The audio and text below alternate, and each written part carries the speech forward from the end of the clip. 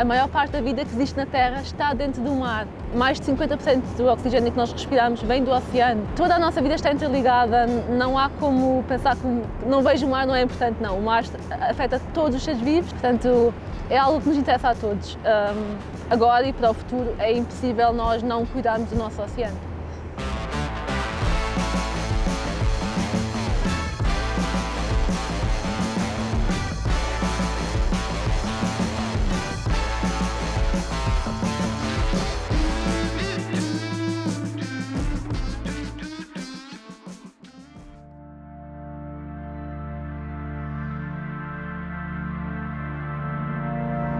Eu acho que isto sempre esteve comigo. Em casa cresci com imensos valores ligados à natureza, a minha mãe era super envolvida nisto e sempre fez questão de nos passar isto e agora já tenho uma voz, não é? Achei que era uma boa usar essa voz para o bem e esta mensagem que é algo que eu sempre tive, agora posso espalhar para mais pessoas.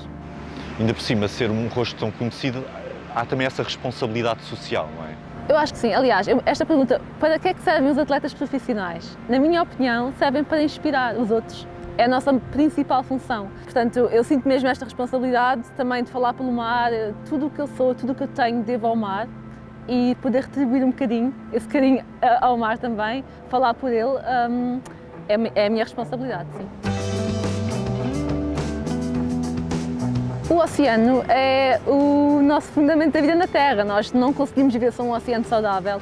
O oceano tem uma particularidade que é, ele não mostra os problemas. Nós podemos olhar aqui para o mar, ele está azul, está bonito, no entanto tem poluição, tem problemas de sobrepesca, a questão do lixo marinho é algo que nos afeta a todos, diretamente, no nosso dia a dia. Portanto, é algo que nós temos todos que começar e é um problema tão vasto que a educação é muito importante. Portanto, temos que começar a plantar esta consciência nas pessoas para daqui a uns anos conseguirmos resolver o problema e tem que começar já, não há muito tempo a perder.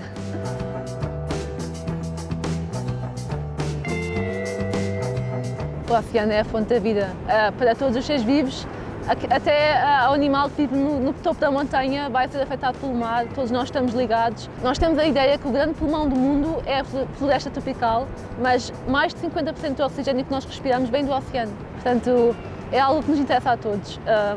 Agora e para o futuro é impossível nós não cuidarmos do nosso oceano. Cada um tem que começar a dar o primeiro passo, a ver os seus gestos, a ver as suas escolhas, a rever as escolhas que cada um tem, não é?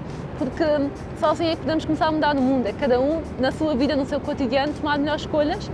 Vai desde usar garrafas reutilizáveis, a tomar conta de coisas que vamos comprar, a apanhar lixo do areal, da praia, todas as pequenas coisas que parecem insignificantes têm um grande impacto se formos muitos a fazer.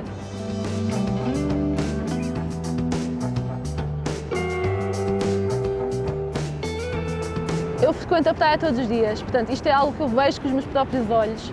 Posso, por exemplo, dizer, desde que eu comecei a fazer bodyboard há 20 anos atrás, agora nota-se uma poluição muito maior. O que se encontra muito são plásticos que vêm diretamente do mar, cotonetes, tampinhas, bolinhas de plástico, e são plásticos que vêm do oceano que temos que os limpar.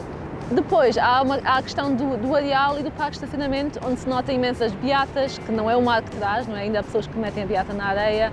As máscaras são nova pandemia da praia, há máscaras em tudo o que é areal, parque de estacionamento, onde há pessoas já máscaras abandonadas. Isto são coisas com que eu me deparo todos os dias e que são tão simples de resolver, não é? Simplesmente temos de ter mais atenção às nossas coisas, não deixar voar a máscara, pôr a beata no cinzeiro, no balde de lixo. As pequenas coisas são as mais fundamentais aqui e até porque criar um novo hábito mais sustentável demora o seu tempo, as pessoas têm que se habituar e começar com uma coisa, depois evoluir para coisas mais complexas, é a melhor maneira de criarmos novas rotinas, no fundo, novas rotinas sustentáveis do nosso dia-a-dia.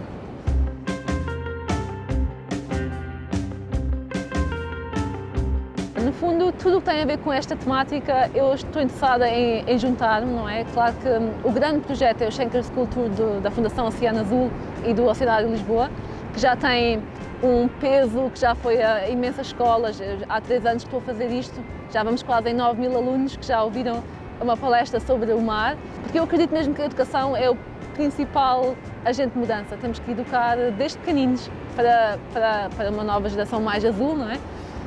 Mas não é só isto, é limpeza das praias com o município e com também muitos patrocinadores meus que se querem juntar a estas coisas. Temos feito limpezas de praias regulares. Cada 2, 3 meses temos uma limpeza de praias aqui no nosso concelho.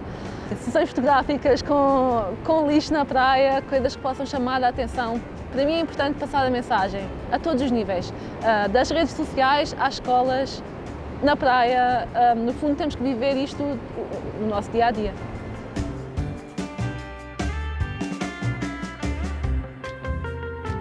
Eu tenho a sorte de todos os meus patrocinadores têm esta consciência, talvez também é por isso que me patrocinam, não é? E também trazem valores, mesmo dentro do próprio negócio, de sustentabilidade, de cuidar da praia, de um protetor solar amigo do ambiente, de garrafas reutilizáveis, tudo isto faz um bom match. Cada vez mais, isto é uma preocupação das marcas, é claro que ainda há algumas falhas a nível de materiais disponíveis, por exemplo, as pranchas de bodyboard e de surf não são recicláveis. Ainda não temos uma prancha que tenha a mesma performance que uma prancha de alta gama agora, que possa ser reciclada. Estamos a caminhar para lá e acho que é a nossa obrigação como indústria e como atletas também pedir materiais mais sustentáveis. Nos fatos já temos algumas marcas que realmente têm fatos feitos a partir de materiais naturais, borracha natural. Ainda são mais caros, não são tão fáceis de encontrar, mas estamos a caminhar para lá e o futuro vai ser esse.